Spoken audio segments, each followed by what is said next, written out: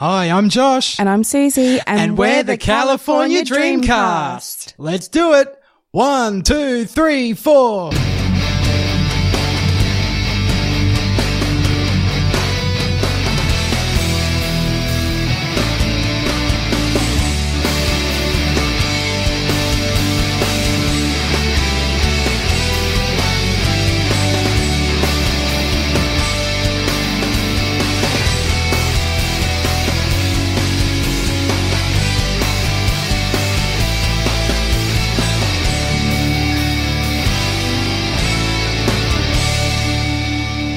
Welcome to episode 5 of the California Dreamcast.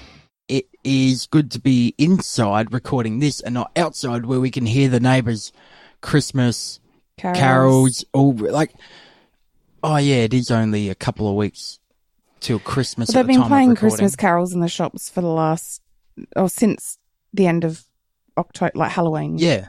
Before then. Yeah. I think when I was walking in the shops, there was like Halloween decorations and Christmas decorations at the same time. That's a juxtaposition. Next week, I like that. Next week there'll be Easter stuff. Oh yeah, Cadbury cream eggs. Yeah, the hot cross buns will be in the shops in Coles before New Year's Day. Oh yeah. No, it'll be in the next week or so. Hence before New Year's Day. The next week. I'm fucking with you. All right. Today's episode is episode 5, of course. Dreamin'. It's like Winkle and Jenny's gonna be pissed. First of all, off the top, we have to thank our very first iTunes reviewer, Raven13. Fun and were recorded. Looking forward to new episodes and possibly interviews and behind the scenes. That's what we have in mind as well over the long term. So Raven13, if all things go according to plan, you will be in for a treat. Thank you, Raven13. And if you are Raven13, Raven, yes. Can you say that names how many times? Raven13. Yes. Just makes me think of that Simpsons episode.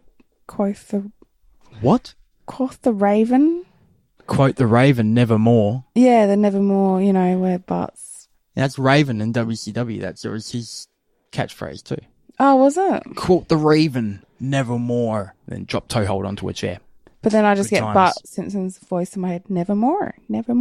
Yeah, oh, yeah. Yep. The first Halloween episode of The Simpsons.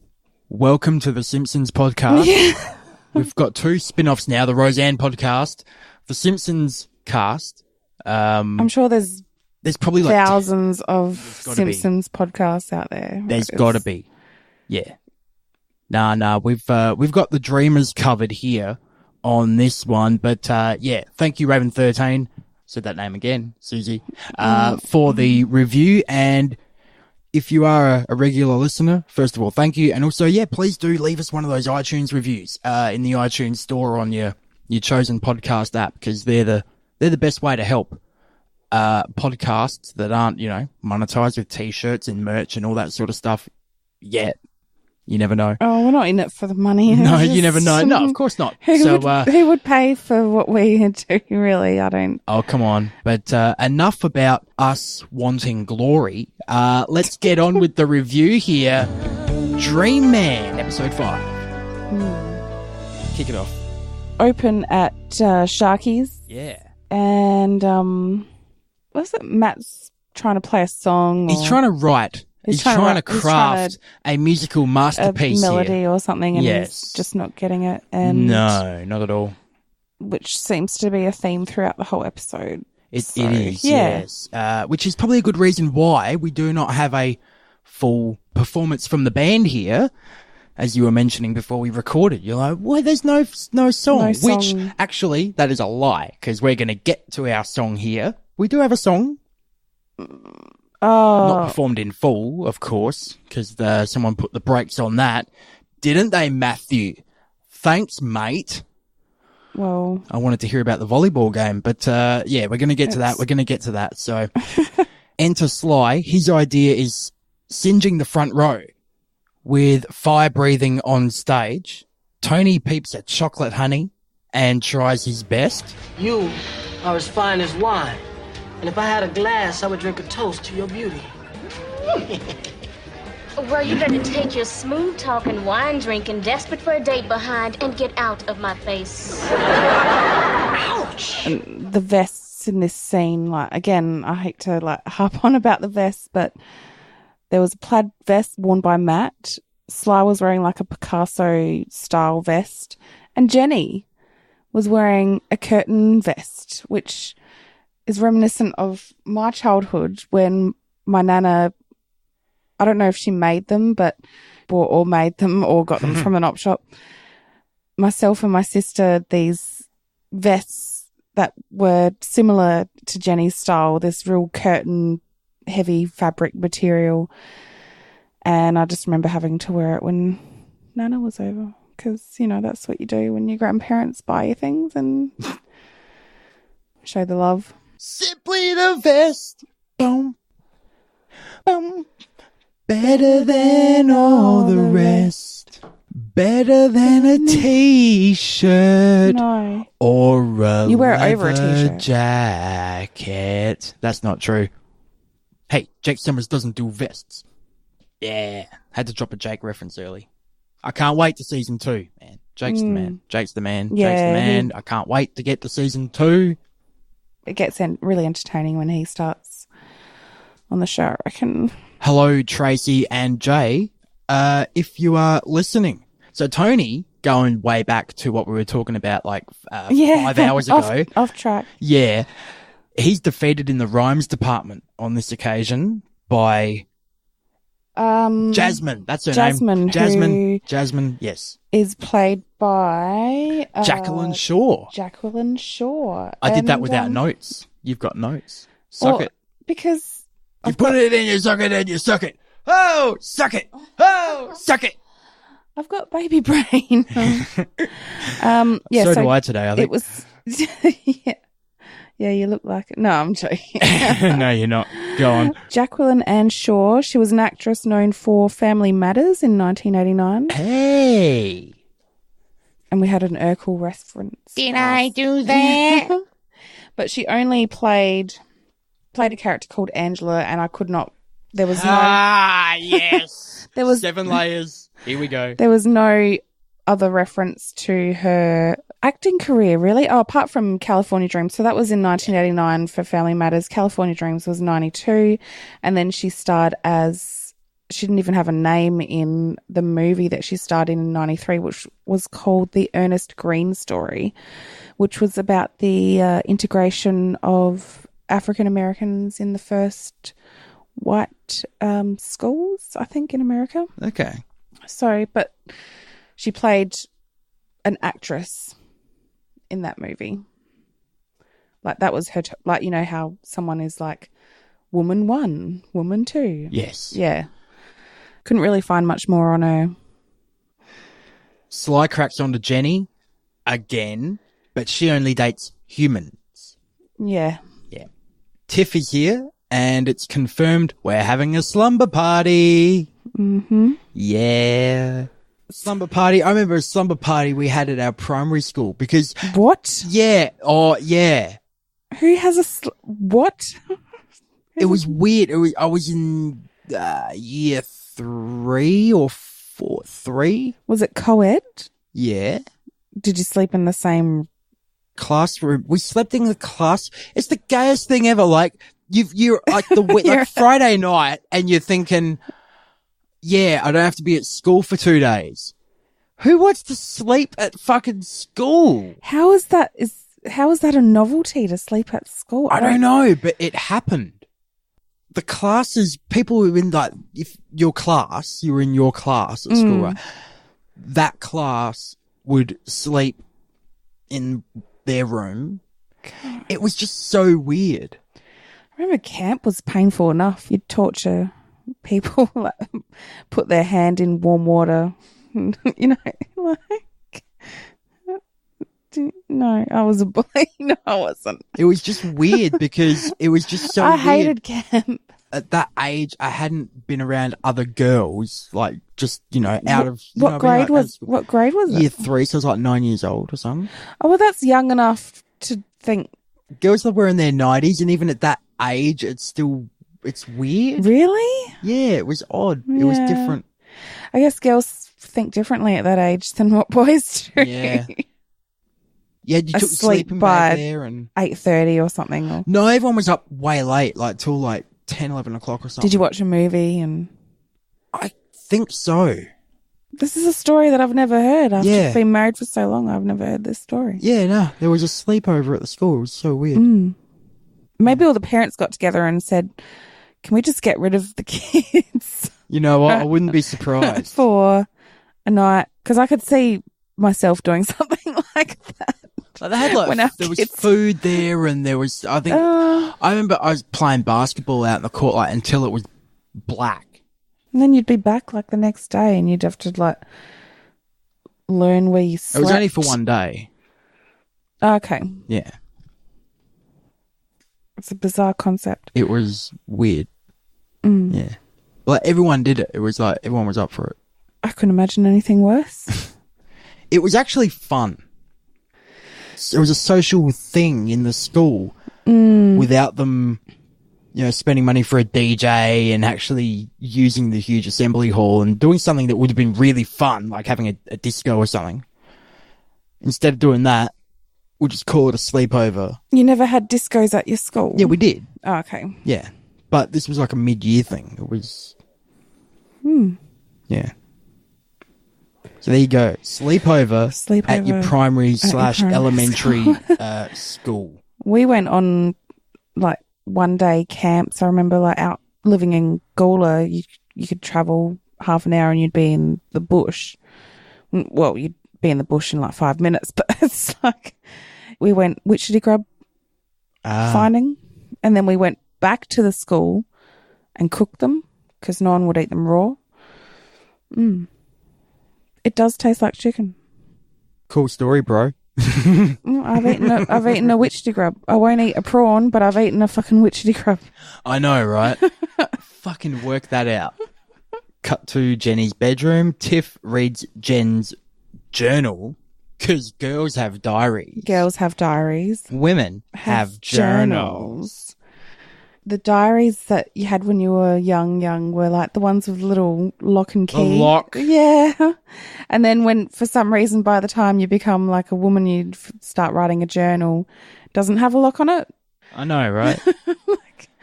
Wouldn't you want the lock on the latter one? Anyway, I never kept a journal or a diary. I wasn't that sort of person. No. I wrote lists. I was a list maker. You're on my shit list. Your kiss is on my list. I thought it was lips. No. Google it. No, I'm right. Fucking Hall and Oates. I'm right. How long is this list? About the size of Schindler's. I don't know. How many other kisses does he want to put on his list? Way to make a girl feel special. You're on my list. Just a number. You're on my list. You kiss, yeah, whatever. Look, I narrowed it down, right, to several hundred. You're in there. Somewhere. Somewhere. I won't say where, but you're in there. Isn't that what matters, baby? Right? Sly Winkle? Yeah, you agree with me. Exactly right. Tiff's reading the journal. In there, Jen has referred to her as overly happy. She makes Santa look like a sad, depressed fat man. And then Tiff's like, yeah, I used to be kind of perky, huh? Because she still is, and that's the joke there. Yeah. Off to Maddie's room. Matt still got writer's block. Sly and Tony want to spy on the girls here. This episode is quite sleazy. Like, Oh, yeah. I find it very out of character for Tony. Like, he's more smooth than sleazy. He's sort of playing a bit of a... But he's getting desperate here. He keeps getting knocked away. He keeps getting turned away. Jasmine keeps on... She keeps knocking him back. Because She ain't taking that jab, honey. He's being too overtly... In your face. Yeah. Put on the brakes. Just like on that go-kart. Put the brakes on, right? Go. sandbox derby vehicle of some type. So Matt's distracted because the guys are in there. He bails. The lads use a stethoscope. I had to struggle to get that one out. Look, I know. What was that, tough. Josh? A Stethoscope. Stethoscope is what that was, that utensil. Now, is this going to work in the real world? In California Dreams world, this is a great way to hear the girl's secrets. Let's Google this now and see if we can listen through wall with... Just wondering if it comes up. Yeah. Phone, iPhone, glass. Listen through wall with glass. Stethoscope. There it is. Okay, right, let's go. Let's see. 4 ways to hear through walls. You can either make a listening stethoscope on your own or buy one. So this is actually a modified tool, it seems, which proves this theory correct. But why would you just... No, I just wanted to see if it wasn't just one of those like TV fantasy things, you know, that they just went, hey, wouldn't this be a great idea if you could do this in real life? All right, or we can make it happen. Fuck it, let's write it. Let's book it Maybe now. And they did. And now we're here talking about it. Yes. In comes Dennis. Dennis. Oh, God, he's back. AKA Annoying Kid. You know him. You love him. We do, because something to talk about. No. In comes Dennis, AKA Annoying Kid. He's back. He bribes Tony and Sly into paying for his help. No less than $5, which in 1992 dollars, I mean, you know, nothing to sneeze at for a young kid. Yeah. It's decent payday, though. Mm-hmm. In Jenny's room now, and it's truth or dare time. But Dennis comes in saying he's lost his pet tarantula. And, of course, the girls run out screaming. And they head into the kitchen where, of course, Matt is trying to write his song. They're running towards him like he's Paul McCartney in 1964. Yeah, it was a bit awkward, like. I was half expecting, like, Matt to kind of look up smiling. Oh, hey, this song must be pretty good, you know? Like, I was waiting for him to go, hey, and then, but they couldn't do that because one of them is his sister. Yes. There was actually a mention of that about, don't you want to listen, when the guys were in Matt's room? And he's like, I'm not going to spy on my sister. And he realizes, yeah, that's gross. He's like, yeah, no, that's a bit too creepy. Yeah, no. Matt mentions how he's still having trouble writing the song, and Jenny's just like, well, maybe you've just lost it. Maybe you're not talented. What a, like, seriously, I've dude. been telling you this whole time. I She know, is such a I know. mole. Like, A nong. a mole. Oh, a mole. Wow. No, she's all right. It's just she's she's just good. playing a character. Yeah, we're talking about Jenny here, the character. Yeah, I know, but You're making it sound like we're using that as a guise for something against Heidi Leonard, and that's not correct. That's not true. So Tiff offers to help Matt with writing the song, which is about a guy from the Midwest that's trying to fit in.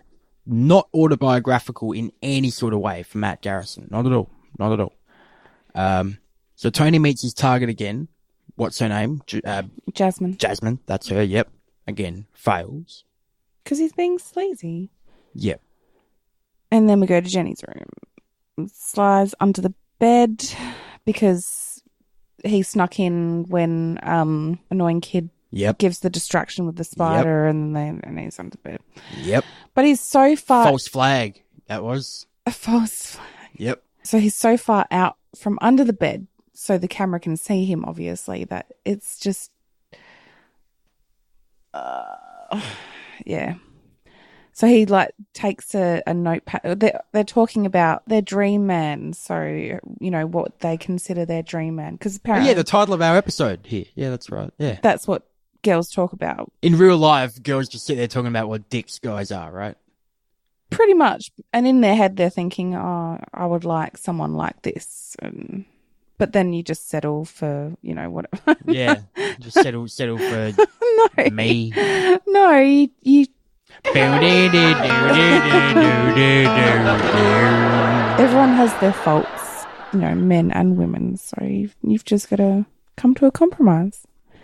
I'm glad you didn't say you there. You went men and women. Generally, not me, but generally. Not me. No. Not at all. That's not you. No, I'm perfect. Yeah. Yeah. No. So Sly's eavesdropping under the bed and inadvertently gets some tips from Jenny when she is describing said dream man. Now we're going to cut to the garage with Matt and Tiff. Tiffany has finished the song. I think you're really gonna love it. It's called Tommy Can't Swim. Okay, let's do it. Tommy came from the hills of Iowa to live on the beach in sunny LA. He knew how to farm and how to breed cattle, but when it came to swimming, he couldn't doggy paddle. Tommy can't swim, Tommy can't surf, Tommy can't throw a frisbee, Tommy can't tan, Tommy can't clam, Tommy's allergic to sand fleas. Why'd you stop? I have a whole nother verse where Tommy spikes the volleyball and impresses them all. I was just so moved. Really? That's great. Can we play to practice tonight? No. Why don't I hold on to this for a while? We'll let it breathe. Okay. I'm so glad you liked it. Matt's not impressed. No. No. It's But seriously, it's like, it's such a Don't- cute song though. No, like, it's not. Don't it is. say that. It It's is. not. She It's could sing terrible. the phone book, it'd be cute. Come on. do you have a crush on her or something? We're here to review an episode, a podcast yeah. here, All show. right. Come on. So Jenny and Tony enter and after the bad song and Sly Come on. Sly enters wearing an Italian suit, which Yes. Jenny previously described is what her dream man would be wearing. He would wear Italian suits like art and French bistro dining and All I that don't know. fancy shit. Like just Fancy pants. Return of fancy pants right here on the Dreamcast. yeah, so Sly enters wearing the Italian suit and tries to woo Jenny with the tips that he gained. Whoa! Woo, Jenny! Jenny, you're gonna ride Space Mountain. Woo! Oh, God, we can't get one episode down without a wrestling reference. It's gonna can we? happen. People get used to it. It's just, that's me. It's gonna happen. You're lucky I'm not doing like legit play-by-play here. Especially when Jenny comes in with a baseball bat about to swing later on. She's like, turns into a bloody street fight. So then we cut to Sharky's. Oh, Oh, there you go. one line here from Sly when he's cracking on to Jenny, how he's shed his cocoon of adolescence and spread his wings of manhood. And so I think that's the point where Jenny goes like, this is a joke, this is all a prank, right? That's when she starts liking him, and She does underneath it all, yes. So now we're off to Sharky's. Jenny and Tiff discuss Sly, and Jenny is starting to think that she actually might like him. Oh my god. Oh my god. Oh my god. And Sly enters wearing another Italian suit or just a different shirt. You can tell it's not his suit though because it's a little too big. But that was the thing. That was the 90s. No, that was he the did- look back then It as was. well. It was the baggy suits. It wasn't tailored back then. It No. was loose. And in California, because it's quite hot there, they wear like don't they wear those Cuban style suits where they're not too tight? Is Like that a thing? safari suit. No, there's like they call it the Cuban style. It's oh no, maybe it's Florida because that's closer to Cuba.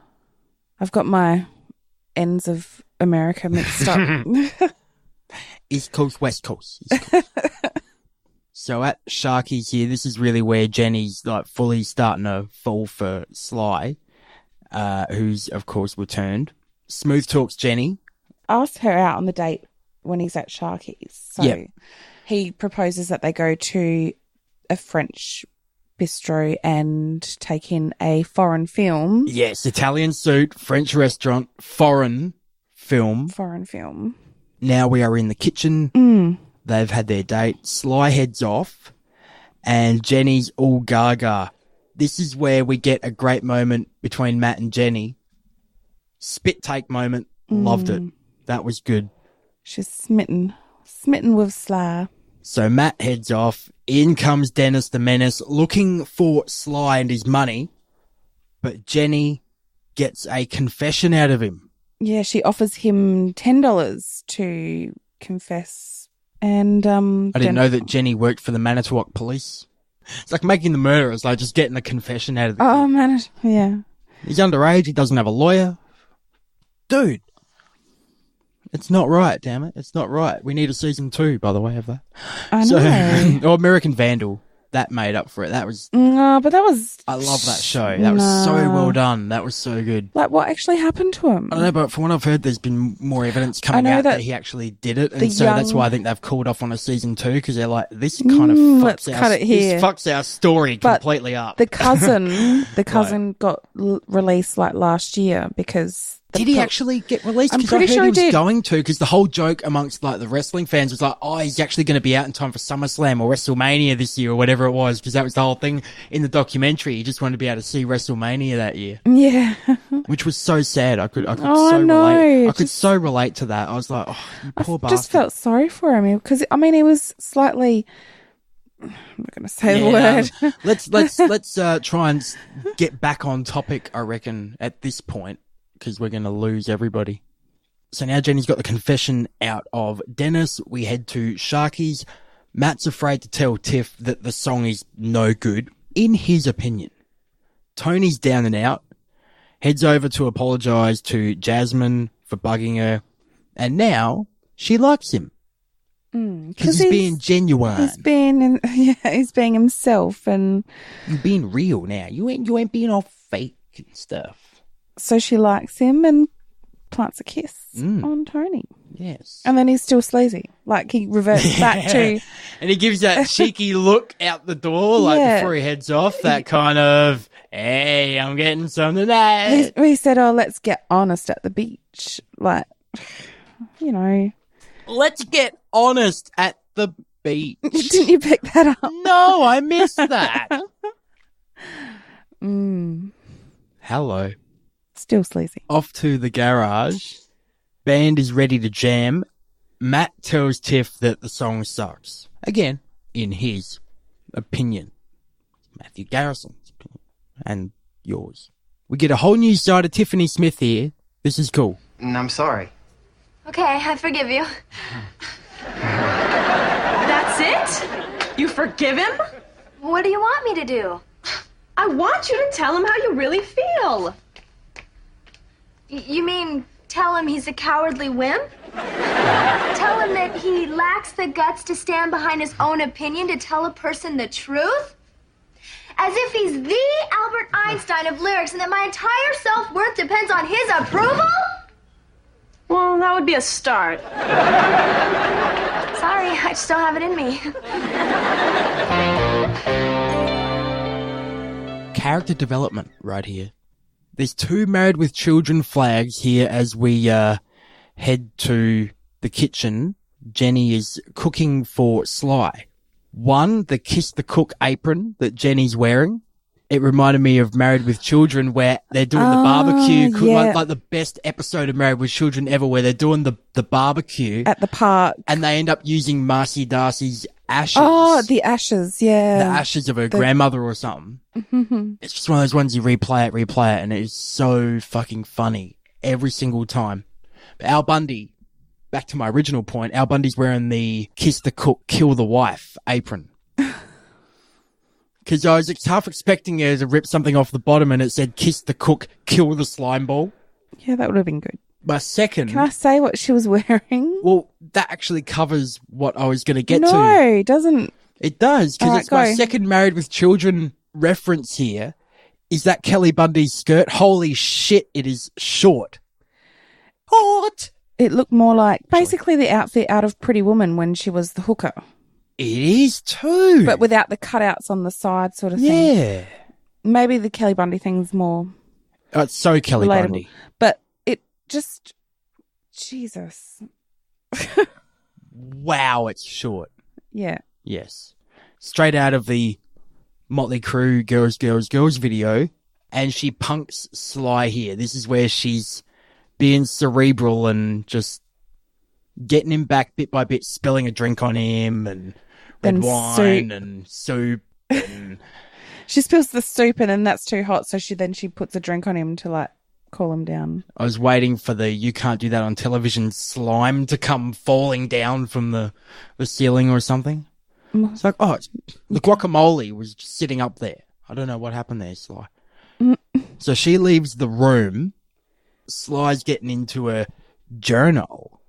She writes about the fact that she knows that he was hiding under the bed, and the whole Italian suit wearing, French food loving, foreign film guy was not. That's a bit of Tony there. Was not.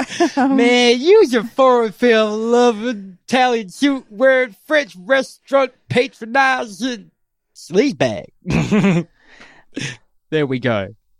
Take that, Jasmine. Suck it.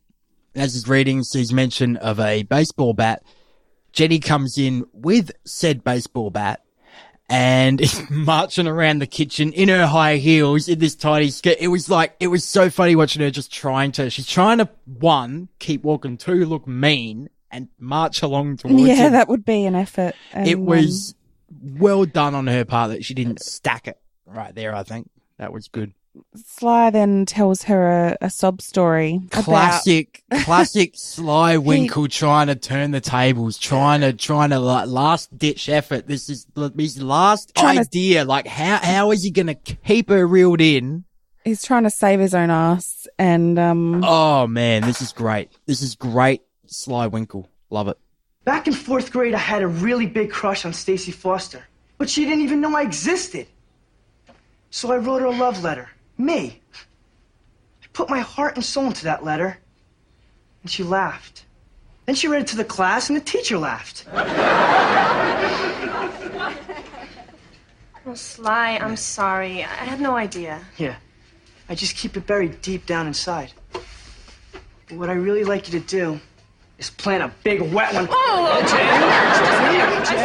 Kidding. And then the episode ends really awkwardly. Like it was a 22.5-minute episode, right? But just that ending was weird.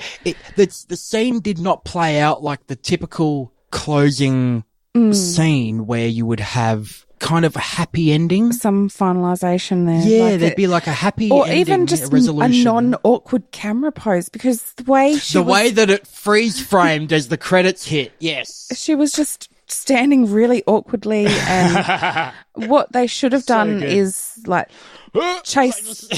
She should have chased him around the table. He should have gone out the door, and she ran after him, and then end on the door, being left open. Like just something, because usually it does end where someone's going out the door, like going out the door at Sharky's or going out the door somewhere. You know what I mean? Yeah. Well, you see, they already took out the second verse of Tommy Can't Swim.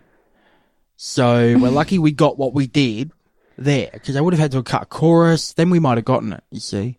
But, we had to hear about Tommy and how he can't swim and, Enough of the Tommy Can't Swim song. Tony can't skate. Tony can't skate. He had to go to the gig in a go-kart. I mean, it was an okay episode, but it wasn't the best, I would say. It was funny, but it was we're so used to it being centered around like the music as well, like the band, or in some way, like it was because Matt's song, but that was kind of like a afterthought. Let's keep the music in there somehow without doing a gig or anything, but all good. I liked it. It was all right. They get better, so like this one was it written by someone different? No, this was by Dewey and Solomon. That's not their real name. Our favourite legal team. Yes, Brett Dewey and Ronald B. Solomon. Okay. Yeah, they're our legal department. Dewey, Solomon and Taft. That's all right. Yeah. I just think of Huey, Dewey and Louie, the Taft hairspray. sticky crap. It's the worst hairspray you could ever get. Taft or Gack? Gack. A bit of Gack. You could probably use Gack, yeah. The most you could do with it is like squeeze it into because it was like a star shape sort of thing, and you'd squeeze it into the little things and make farty noises. Yeah. What else did it do? I can't think of a humorous way to end this show, so let's just play the music and let's end it. Sorry for this episode. No, it was a good one. It was all right. It was about fun. As entertaining as the actual show. Oh, come on. It was a good episode. Come on. Yeah. Tommy can't swim. Oh, stop it. Party. Was that... God. All right. Let's get out of here. Yep. Thank you to Adam Massacre for our theme song, The California Dreams cover. Our social medias, folks, if you want to get in touch with us, hit us up at California Dreamcast on Facebook, at Cal Dreamscast on Twitter. We're also on Instagram at California Dreamcast. Insta. Yeah. Doing the grammage. And of course, if you haven't already, subscribe on iTunes or your favorite podcast app. If we're not in the directory, just type in California Dreams and then we will be there. More than likely. And our homepage, californiadreamcast.libsyn.com. And big shout out to the California Dreams fan pages that have been sharing out our episodes and helping us get a few more downloads. Much appreciated. Thank you. That'll do it for this one, I reckon. That's it. Yep. Enough said. Yes, we're hungry. So we're going to head off and eat. And have some Chinese food. Chinese, yes. I like the yum yum beef. Yum yum beef. Oh, yum yum beef. Yum yum beef. Don't cut that out. Yum beef is yum yum. It's not the 80s. You can't make jokes like that. Oh, come on. Later on in the episode where Samantha's grandmother and the tea Oh, and yeah. There's heaps of fucking... Dude, that is just... I'm not going to hear anything without doing an Asian accent when that episode really is on the wrong. horizon. On that note, I'm Josh. And I'm Susie. Until next time, stay stout. Don't pout. We're out. Yeah. We're so fucking lame, aren't we? God. Yeah, we are. This is an Armour Pod production. Send all production inquiries to armourpod@gmail.com.